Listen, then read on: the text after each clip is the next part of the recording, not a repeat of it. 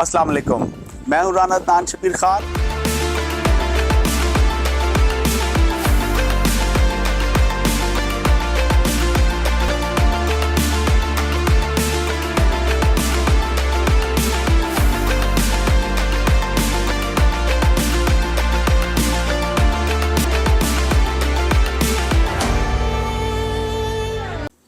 अस्सलाम वालेकुम, मैं हूं राना अदनान शबीर खान और आप देख रहे हैं नवाए फिक्र। पाकिस्तान तहरीक इंसाफ ने हमेशा लोगों के मसाइल पर प्ले करके पॉलिटिकल कैपिटल गेन किया है।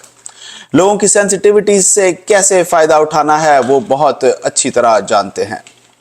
पाकिस्तान तहरीक इंसाफ की लीडरशिप जीरा, ब्लेड और मौला जट की तरह बढ़ के मारकर डायलॉग डिलीवरी से ट्विटर ट्रेंड चलाकर लोगों को अट्रैक्ट करना जानते हैं। पाकिस्तान तहरीक इंसाफ की पॉलिटिकल मेंटेलिटी हमेशा कन्फ्रंटेशन ओरिएंटेड रही है, कभी भी सॉल्यूशन ओरिएंटेड नहीं रही। अगर आप अली अमीन गंडापुर के वीडियो क्लिप्स देखें तो आपको अंदाजा होगा कि उन्होंने सूबे के मसाइल की बात कभी नहीं की, सूबे में दहशतगर्दी या तालीम की बात नहीं की। उन्हें पता है कि उन्हें क्यों चीफ मिनिस्टर नामजद किया गया है और वो काम उन्हें खूब आता है। बॉल ऑफ शेम और डीजल को पागल खाने भेजना और इसी किस्म की शोबदेबाजियां। हमारे मौजूदा सदर मुमलिकत को ही देख लें, उनके दांत डेंचर्स पहले दिन ही खान ने अपने पास रख लिए। रिसेंट हिस्ट्री में मौजूदा सदर साहब से ज्यादा कंट्रोवर्शियल सदर आपको नजर नहीं आएंगे। सदर साहब ने तकरीबन 35 से ज्यादा ऑर्डिनेंस साइन किए, जिनमें एक मशहूर जमाना काजी फाइज ईसा साहब वाला भी है। ये वही ऑर्डिनेंस है जिस पर इमरान खान साहब ने बाद में माजरत भी की, मगर सदर साहब के मुताबिक जो भी खान ने भेज दिया उन्होंने साइन कर दिया, क्योंकि उनके दांत डेंचर्स तो कासिम के अब्बा के पास थे। ये वो सदर हैं जो अपने बेटे की डेंटल एनजीओ का कॉन्ट्रैक्ट अमेरिका के साथ साइन करवाते हैं और अपने असर रसूख का खूब इस्तेमाल करते हैं। फिर आपको याद होगा कि एक इलेक्शन एक्ट में तरमीम की समरी भी उन्होंने साइन की और फरमाया, ओए ए केने कीता है, मैनू ते पता भी नहीं लगा। पाकिस्तान का सदर एक ऐसा ओहदा है जिसका नॉन पॉलिटिकल होना और गवर्नमेंट और अपोजिशन के दरमियान बैलेंसिंग फैक्टर के तौर पर, बैलेंसिंग टूल के तौर पर होना बहुत जरूरी है। मगर अब जाने से पहले भी वो एक रोड ब्लॉक का किरदार अदा करने का इरादा रखते हैं। इलेक्शन डे के बाद 21 दिन के अंदर सदर साहब को नेशनल असेंबली का इजलास तलब करना है और वो 29 फरवरी बनती है और आज मेरे पास अमेरिका में 25 फरवरी है। बकौल सदर मुमलिकत हाउस कंप्लीट नहीं है, इसलिए नेशनल असेंबली का इजलास नहीं होगा और वजीर आजम का इंतखाब नहीं हो सकता। अगर आइन को देखा जाए तो आइन की शिक 91(2) ये कहती है कि the National Assembly shall meet on the 21st day following the day of which a general election to the Assembly is held unless sooner summoned by the president. अब वजीर आजम के इलेक्शन के बारे में आइन 91(4) के अंदर कहता है कि the prime minister shall be elected by the votes of the majority of the total membership of the National assembly.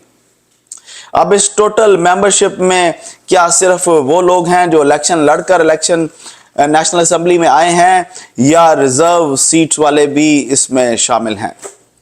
कानूनी माहिरीन ये कहते हैं कि इस इलेक्शन में जनरल, वुमेन और रिजर्व सब की सब सीटें काउंट होंगी, जो कि 336 बनेंगी। अगर कुछ सीटों पर फड्डे हैं और मामलात इलेक्शन कमीशन या अदालतों में पेंडिंग हैं तो कानून का जो हुक्म 91(2) में है, जो कि मैंने ऊपर पढ़कर सुनाया है, वो फाइनल कमांड है। यानी असेंबली कन्वीन होगी और इजलास 21 दिन में हर हालत में बुलाया जाएगा और उस इजलास में अगर वजीर आजम का कैंडिडेट 169 से ज्यादा का वोट हासिल कर लेता है तो वो वजीर आजम होगा। इसमें यह नहीं देखना कि हाउस में 336 बंदे मौजूद हैं या नहीं। अगर 169 वोट सिक्योर करने की पॉसिबिलिटी मौजूद है तो वो इंतखाब कानूनी है। यानी अगर दोबारा समझा देता हूं कि अगर टोटल मेंबरशिप की मेजॉरिटी कोई भी शख्स ऐवान में ले सकता है तो वो इंतखाब होगा और आप उस प्रोसेस को डिले नहीं कर सकते।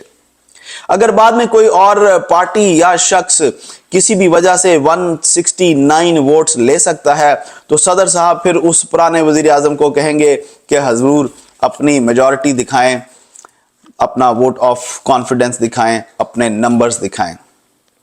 अगर हम आइन और कानून की बालादस्ती की बात करते हैं तो हमें जाती और पार्टी मफादात की खातिर उसको पामाल नहीं करना चाहिए। अगर हम इंसाफ की बात करते हैं तो सच का साथ देना चाहिए ताकि हम दुनिया और आखिरत में सुरखरू हो सकें। यह हमारा मुल्क है और इसको हर हाल में चलना है। आइन को अपना काम करने दें।